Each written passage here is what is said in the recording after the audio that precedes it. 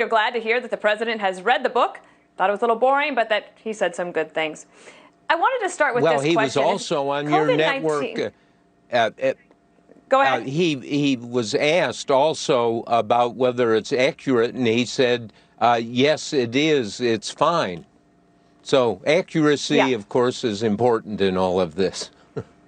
Well, of course, when you get on-the-record interviews for somebody and of the president's stature, I mean, what did you think of that, to actually get that much time with a president on the record? I mean, that's a little different from what you usually get. Yes, I talked to him for 9 hours over a 10-month period in 19 interviews, and he allowed me to press him and ask on a range of issues, not just about the virus, but North Korea, race relations, and the economy. I think when you lay it out, it's a real window into his mind, what he was thinking, what motivated him. It was an incredible amount of time for him to give to somebody. I did want to ask you this. So if COVID-19 had not happened, suppose you'd been his... What do you think the biggest takeaway from the book would have been? Wow. I think I was going to start the book with General Mattis, who was the press secretary, and Mattis going to the National Cathedral, worrying about a nuclear exchange with North Korea. Not that Trump would start it, but the North Korean leader Kim Jong-un would start it. And in order to protect America, Mattis would have to make a recommendation to President Trump to use nuclear weapons. And as I quote Mattis saying, no one really has the right to incinerate millions of people. But as Secretary of Defense, who would have to give a recommendation to the president, that led Secretary Mattis to go to the National Cathedral, pray, and reflect on his duty and responsibility to protect the country. And yet so much has happened since before COVID and when you were planning to start off with that book, including what happened this week at the White House. Of course, this is after the book has already gone to print. But the president has this historic Abraham Accord that he announces between Israel, the UAE, and Bahrain. And I wonder how that might have sat with you in terms of, you look at presidencies over the course of time. I mean, do you think that this is quite significant? I think it's very significant. And a month ago, on August 14th, President Trump called me to see if I could get the agreement in the book. And I said, the book's done, it's printed. And I told him that it's going to be a tough book. I'm going to make some judgments that you're not going to like. And we returned to the issue of the virus. Now, this is 1 month ago, and he said, nothing more could have been done. Nothing more could have been done. I was astounded because so much more could have been done. And my evaluation is, based on the overwhelming evidence I have, that he failed as a leader to warn the American people about this coming virus when he knew on January 28th, it's been confirmed by Vice President Pence and the National Security Advisor. Go to that moment in the Oval Office. You've been in the Oval Office. I don't know whether you would go to the top secret presidential daily briefs, but this is what it was. And Robert O'Brien, the National Security Advisor for the president, said, have you seen, Bob, though, that the statements that were being made by Dr. Fauci and Dr. Redfield and others as they were trying to figure out what this virus was like? I mean, the president has addressed this. He said that he both downplayed it and then he said he upplayed it. I think that is what it is. I do wonder, though, about going forward in terms of which is it, downplay or upplay? Look, people are going to have to make their own decisions because he has said both. We have what we have now. But right now, we're dealing with the vaccine issue. And as you know, trust in the media is at an all-time low. And what do you think is the media's responsibility in talking about the vaccines?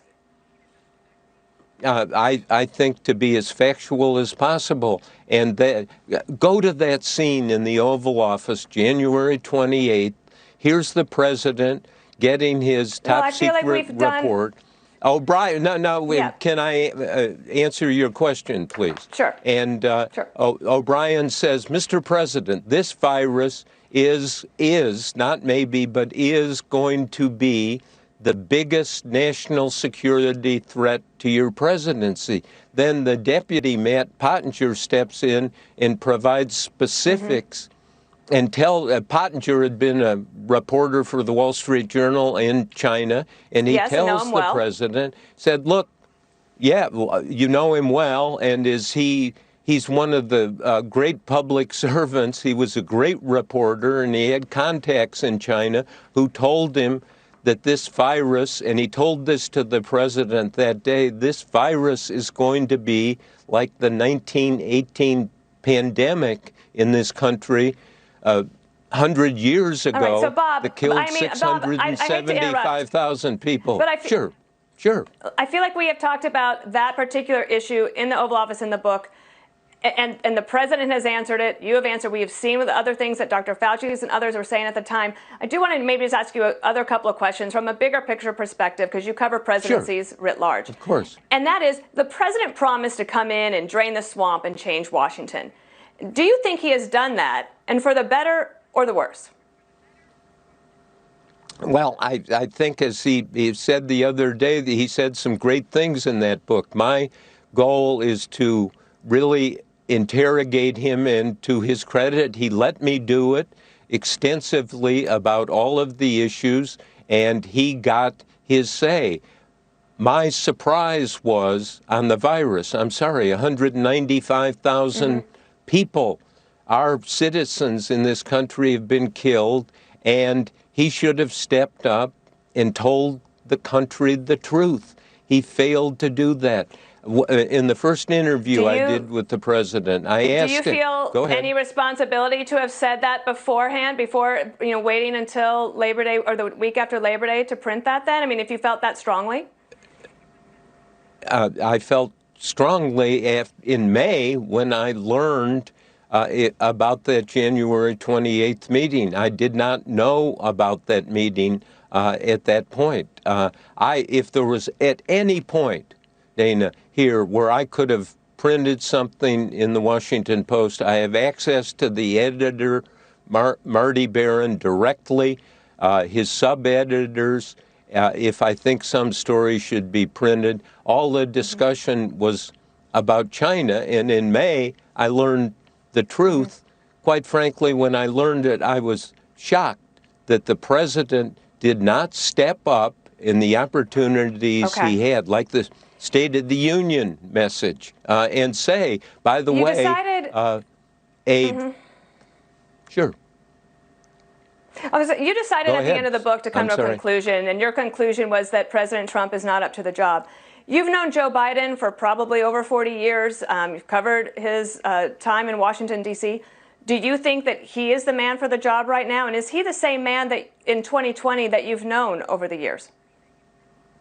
What I did in the last 4.5 years is report on Trump. I think as much as any outsider get close to him and his operations, so I'm able to make the judgment as I do that I believe with overwhelming evidence he is the wrong man for the job. I have not reported in depth on Joe Biden. I am not endorsing anyone. I'm just saying, and if anyone reads the book, you read the book. I mean, it's a nightmare working for Trump. You said publicly in April you would not have been his press secretary because he blindsided people, because he surprised people. That's part of the story in this book for Secretary of Defense Mattis and so forth. Well, I should be clear. I was never asked to be his press secretary, but it is true. I think that the job is harder well, you in the age of Twitter when he weighs in. I don't blame you. I don't blame you for no, look, he is his own best spokesperson. as I think that he showed when he agreed to do all of these on-the-record interviews with you. And from a journalistic perspective, when it comes to, setting aside the book for a moment, because I have you, you are a giant of journalism there in Washington, D.C. Do you think that journalists need to be a little bit more tough on Joe Biden? Does the president get this extra scrutiny, this negative coverage, and they cover for Joe Biden in ways that if you saw that press conference where they finally got to ask Joe Biden questions, it was things that were just the most easiest questions. And I don't know if that endears anybody to the press. I already mentioned that trust in the media is at an all-time low. I don't think that's necessarily helpful to anybody at this point. Let me give you the last word on the state of journalism today. Listen, Dana, I learned journalism from Ben Bradley, who was the editor of the Post during Watergate, and he always said, be tough on everyone, ask all the questions. We're not in the business of, we want to have impact, so we provide information to people that they either accept or they don't accept.